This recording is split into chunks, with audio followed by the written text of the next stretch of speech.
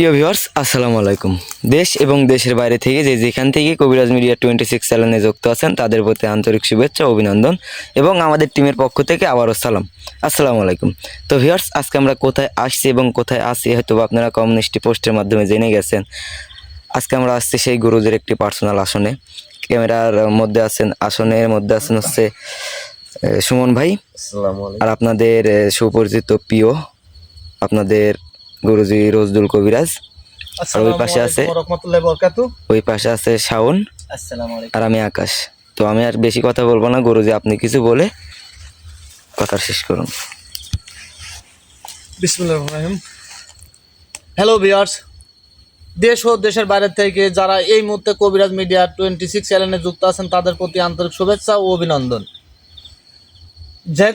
হয়তোবা বিগত 4 দিন যাবৎ আমি লাইভে আসি নাই। অনেকেই বলেছেন যে ভাই আপনার শরীর খারাপ নাকি, আপনি অসুস্থ নাকি, আপনি প্রোগ্রামে যাচ্ছেন না, আপনাকে দেখতেছি না লাইভে।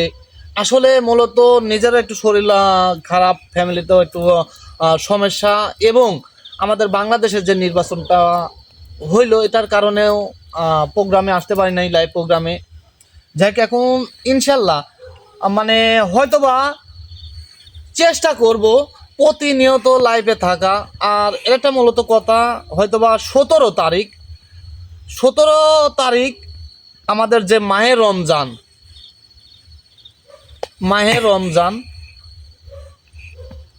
30 দিন যে রোজাটা হয়তোবা আল্লাহ তাআলার হুকুম আদেশ আমরা পালন করি এবং তার ইবাদতও করি। এই জন্য আপনাদেরকে বলতেছি যে সামনে যে মাহে রমজান মাসটা, অবশ্যই মুসলমান ভাইদের বলতেছি আমি, অবশ্যই আপনারা 30টা রোজা রাখার চেষ্টা করবেন এবং আপনার ফ্যামিলিতে যারা আছে তাদেরকেও বলবেন, এবং 5 ওয়াক্ত নামাজ পড়ার কথাও বলবেন।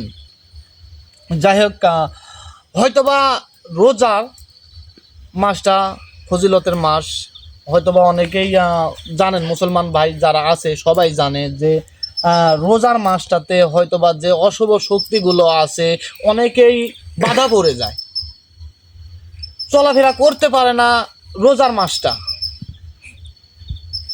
যাই হোক, মানে আমি আর অন্য কোনো কিছু বলবো না। আর আমি আজকে যে জন্য বসছি সেটা হচ্ছে গেলে আমার পার্শ্ববর্তী দেশ ইন্ডিয়া এক ভাইয়ের পরিবারের সমস্যা নিয়ে আমি বসছি। সেটা হচ্ছে গেলে প্রতিনিয়ত তাদের সমস্যা মানে একের পর এক সমস্যা হচ্ছেই, কারণ তাদের কোনো আয় উন্নতি বলতে কোনো কিছু নাই। আসলে উনিও একজন মুসলমান, আমিও মুসলমান, তাই আমি আপনাকেও বলবো ভাই, সবাই আল্লাহ তাআলার ইবাদত করেন, তাহলে দেখবেন ইনশাআল্লাহ আল্লাহ তাআলাই আপনার পরিবারের ওপর রহমত বর্ষিত করবে। এটা আমার কথা না, এটা হচ্ছে গেলে আল্লাহ তাআলার নিজের কথা, এবং দেখবেন যে কোরআনের মধ্যেও আছে এই কথাগুলো। যাই হোক, হয়তোবা আপনিও লাইভে আছেন, আপনি দেখতেছেন। মূলত যদি আমি ছোট মানুষ, আমার কথার মধ্যে যদি কোনো ভুল ত্রুটি হয়ে থাকে আপনাদের কাছে আমি ক্ষমা চাচ্ছি, ক্ষমা করে দিবেন। যাই হোক, আমি তো বলার কেউ না, কারণ আমি আপনাদেরকে হুকুমও করতে পারবো না যে হয়তোবা বাধ্যকতা এই কাজটা আপনার করতেই হবে না। এইটা বলতেছি যে এইটা হচ্ছে আমাদের আল্লাহ তাআলার আদেশ, আল্লাহ তাআলার হুকুম যে তোমরা ইবাদত আমার করো, আমরা আছি তোমার পাশে।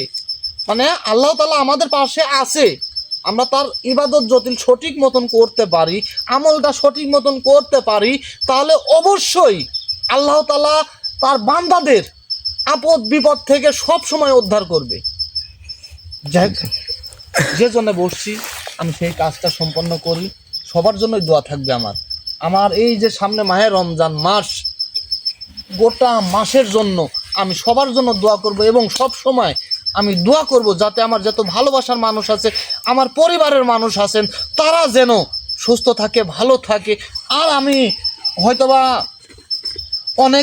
অনেকেই বলেন যে ভাই মানে আপনি কথা শুনে আমি মুগ্ধ হয়ে যাই। ভাই আসলে হয়তোবা আমি অত কথা বলতে পারি না, অত কথা গুছাই করতেও পারি না, যেটুকি আল্লাহ তাআলা আমাকে মানে শিক্ষা অর্জন করতে দিছে, এইটুকের মধ্যেই আপনাদের সাথে কথাবার্তা বলি, আলোচনা করি। যাই হোক, এখন আমি আপনাদেরকে বলবো আর একটা বিষয়, সেটা হচ্ছে গেলে হয়তোবা অনেকের ঘরে মা বোন ছেলে সন্তান আছে। আমি চাইবো যে আপনারা আপনাদের ঘরে থেকে একটি করে সন্তানকে কোরআনের পাখি বানান এবং আলহামদুলিল্লাহ। কোরআনের হাফেজ বানান। আলহামদুলিল্লাহ। তাহলে দেখবেন ইনশাআল্লাহ আল্লাহর বরকত, আল্লাহর কুদরত আপনার পরিবারের পর সর্বক্ষণ ছায়ের মতন থাকবে। আলহামদুলিল্লাহ। এটা আমার কথা না ভাই, এটা প্রত্যেকটা মুসলমানই জানে, আমিও জানি, আপনিও জানেন, সবাই জানেন।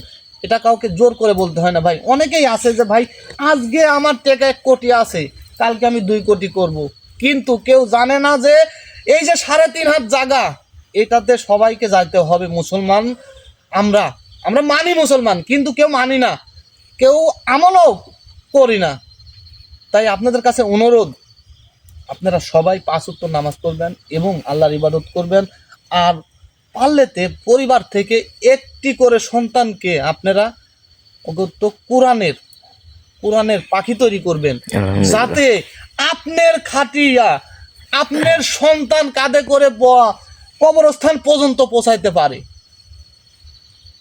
ওখানে সাথে সাথে আল্লাহর রহমতের আলো জ্বলবে, আল্লাহর তরফ থেকে ফেরেশতারাও যে তার সন্তানকে আমার আল্লাহ তাআলার ইবাদত করার জন্য সৃষ্টি করেছে, তা তৈরি করেছে।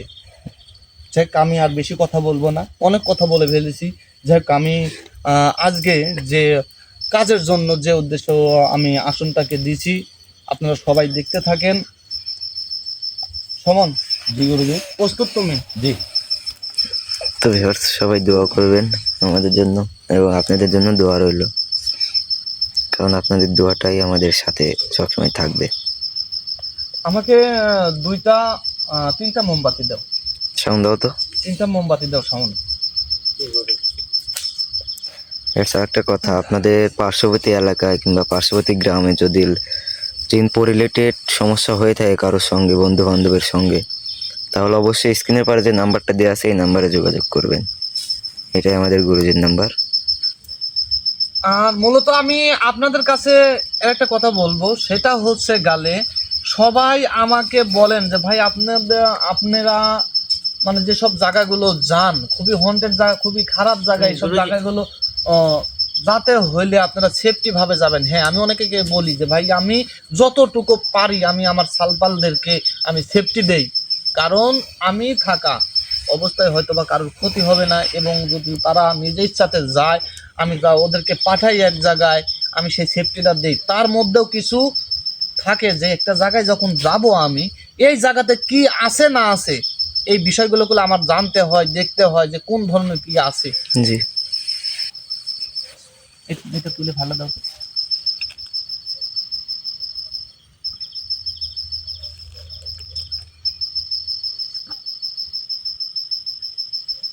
পালাইলো, টাকার দরকার নেই। এখন দাও, এখন দাও, দাও, দাও, দাও। হ্যাঁ।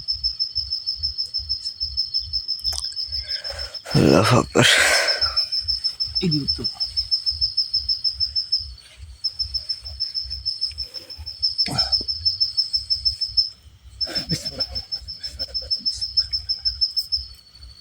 তুমি প্রস্তুত? জি গুরু।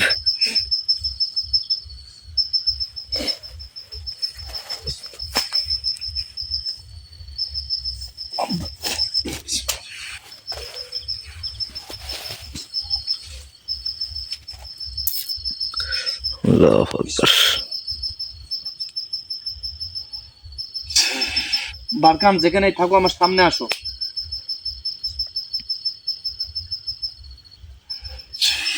বারকাম যেখানেই থাকো আমার সামনে আসো। বারকাম যেখানে থাকো আমার সামনে আসো। আল্লাহু আকবার। আল্লাহু আকবার।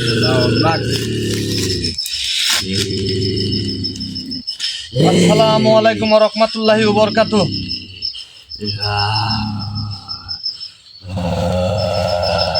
কেন ডাকছো তুই আমার? আল্লাহু আকবার। আপনাকে কি জন্য ডাকিছি আপনি হয়তোবা জানেন, আবার না জানার বিষয়ও আছে, কারণ এই কাজের জন্য আপনাকে আমি হয়তোবা স্মরণ করেছি কিন্তু কোনো কিছু বলি নাই।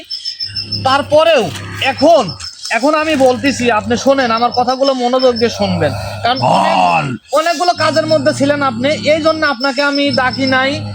এবং আমি কথাগুলো বলবো, আপনি মনোযোগ সহকারে এবং ভালোভাবে শুনবেন। বল, তুই বল। আমার আমার বাংলাদেশ থেকে আমার পার্শ্ববর্তী দেশ ইন্ডিয়া, আমার এক ভাইয়ের পরিবারের প্রতিনিয়ত সমস্যা, তার ছেলে মেয়ে থেকে শুরু করে তার নিজেরও প্রতিনিয়ত সমস্যা।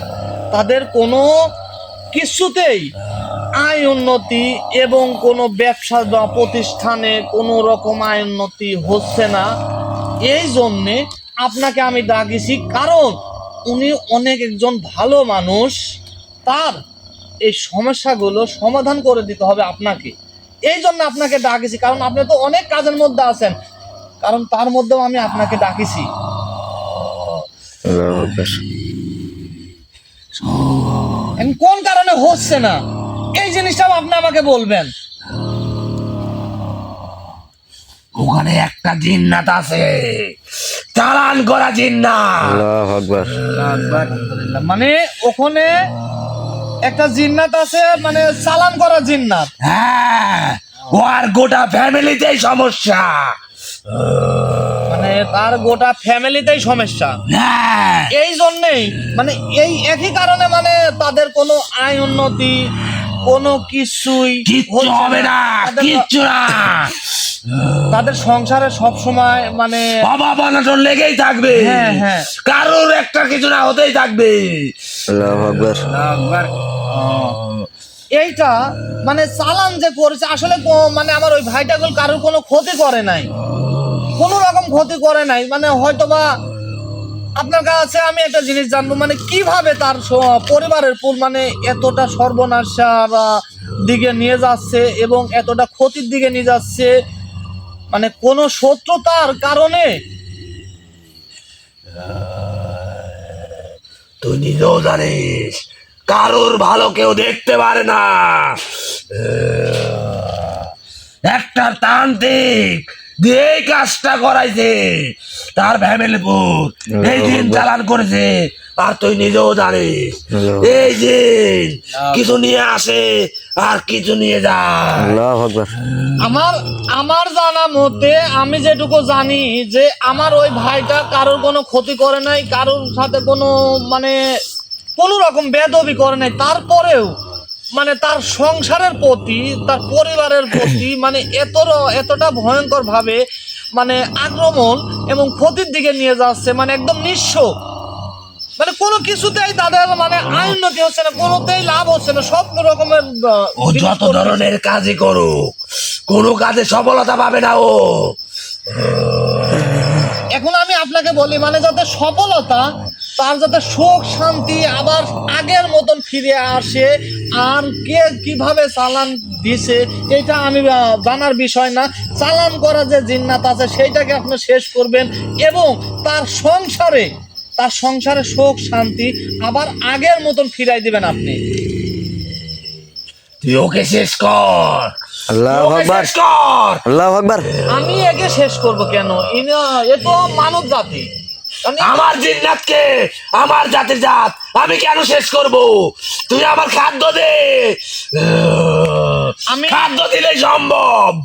আল্লাহু আমি বলি আপনার জাতিটা ঠিক আছে, কিন্তু আপনি তো ভালো কাজ করেন আমার সাথে, আপনি তো ভালো খারাপ ছিলেন, কিন্তু এখন আমার সাথে আপনি যে কাজগুলো করছেন মানে এতটাই ভালো, মানে এতটাই আমাকে সবাই ফোন দিয়ে বলে যে হে, আমাকে তুই খাদ্য দিলেই সম্ভব, আমি সব শেষ করে দেব। আল্লাহু আকবার। আসলে আমি আপনাকে বলি, কারণ ওই ভাইটা এমন অবস্থাতে আছে, মানে কি বলবো, মানে সংসারে তো কোনো আয় উন্নতির হচ্ছে নাই। আপনি হয়তোবা জানেন যে ওই ভাইটা করলে ফ্যামিলিতে নাই, অন্য জায়গায় আছে, আপনি জানেন। হে, তার বাবা অন্য জায়গায় কাজ করছে। বাড়িতে নেই সে। মানে এটাও আপনি জানেন। তাহলে এখন দেখেন যে তাদের পরিবারটা কতটুকু কষ্টে আছে, কতটুকু অশান্তিতে আছে। আপনি তাদের পরিবারটা গুছায় আবার সুন্দর মতন তারা যাতে বসবাস করতে পারে এবং তাদের আবার আমার আগের খাদ্য দিলে সম্ভব, না হলে সম্ভব না। তুই নিজেও জানিস এই বারখান ডাইরেক্ট ইবলিশের সাথে চলাফেরা করে। যদি খাদ্য দিস তাহলে সম্ভব।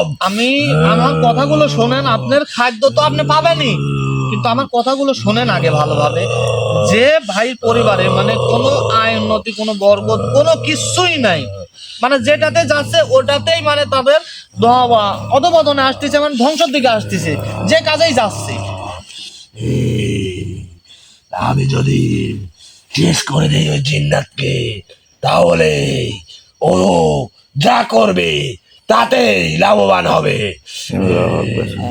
তাহলে আপনি এইটাই করেন, মানে ওকে ওকে শেষ করে দেন।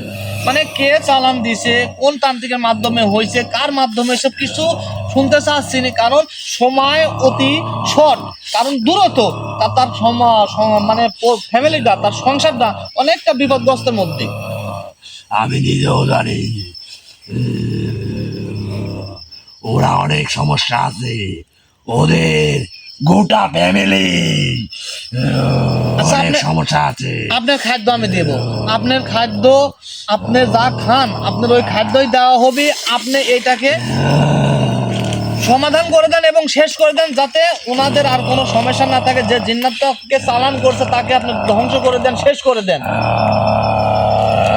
আমাকে যদি খাদ্য দি তাহলে 3 দিনকার ভিতরে শেষ করে দেব।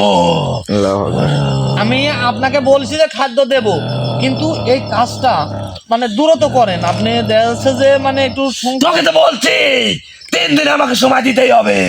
এতগুলো কাজ দিছ তুই আমাকে, 3 দিন সময় দিতেই হবে আমাকে। আচ্ছা ঠিক আছে, আমি আপনাকে 3 দিন সময় দেব, আমি আপনাকে 3 দিনই সময় দেব, কিন্তু এই কাজটা আপনি এমন ভাবে করবেন যাতে ওনারা যেখানেই হাত দিক সেখানেই যাতে না হ্যাঁ, ও যে কাজটাই করবে সেখানেই সফলতা লাভ করবে। ইনশাল্লাহ। আমি বুঝতে পারছি আপনার কথাগুলো, আমি সবকিছুই বুঝতে পারছি। এখন যেটা চালান করা আছে সেই জিন্নাতটাকে আপনি মানে আমি এখান থেকে বিদায় দেওয়ার পরে আপনি ওখানে যাবেন। হ্যাঁ আমি যাবো, কিন্তু আমার খাদ্য দিতে হবে। আপনার খাদ্য দেব, কিন্তু যাতে আর মানে এরপর থেকে আর কোনো ক্ষতি না করে এইটুক সময় অগত্য আমাকে সুযোগ দেন, আপনি ওখানে যাবেন, আমি আপনার খাদ্য দেব। হ্যাঁ, তোকে দিলাম, আমাকে বিদায় করে দে। হ্যাঁ, এখন আপনার কাছে আমি এর একটা কথা জানবো। সেটা হচ্ছে গেল আমার একটা আপার কাজ আপনাকে দিছি, সেটা এখনো প্রতিনিয়ত তাকে মানে রুমের মধ্যে অনেক জ্বালাতন করতেছে।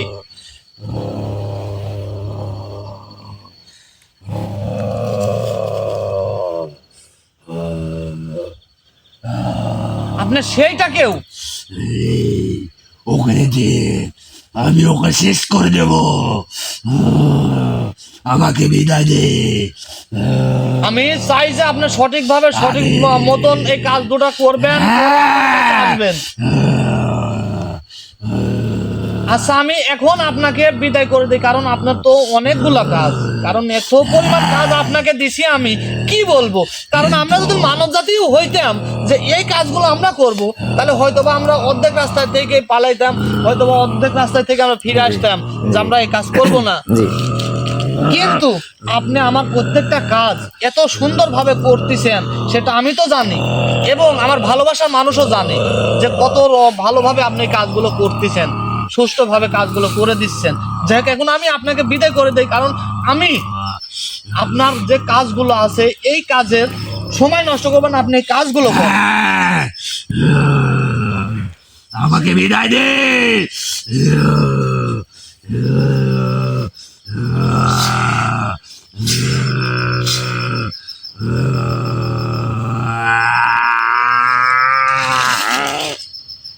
আল্লাহু আকবার।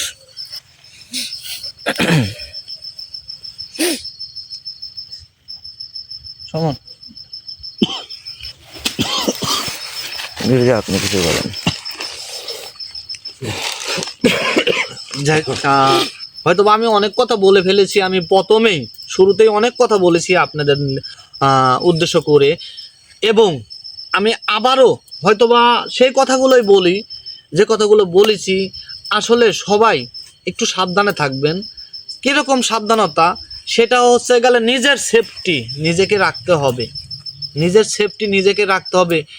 চেষ্টা করবেন যে শত্রুর সাথে, শত্রু দেখা যাচ্ছে যে আমি শত্রু, আমার কাছ থেকে হয়তো বা দূরে থাকা লাগবে, না হলে তাকে বুকে টেনে নেওয়া লাগবে, তাহলেই দেখবেন যে ও আপনার কোনো ক্ষতি করবে না।